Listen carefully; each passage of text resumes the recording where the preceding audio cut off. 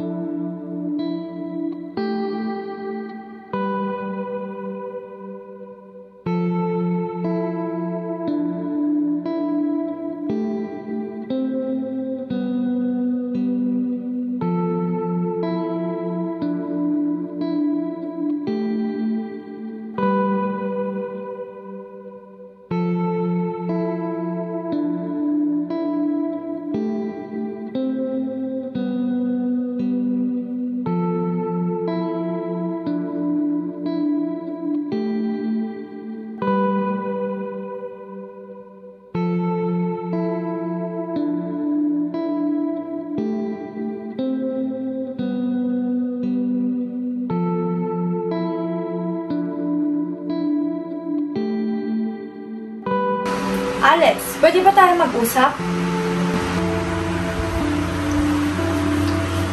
Ano naman yun, Gia? Wala akong oras ngayon.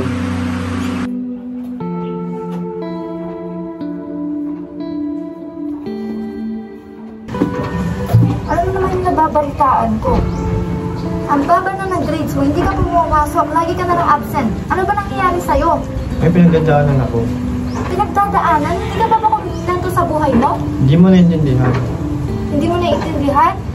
Ako, hindi ko naiintindihan. Sige, kung ganon, sabihin mo sa akin lahat ng pinagdadaanan mo, handa ako makinig. Sige, dito ka susimulan.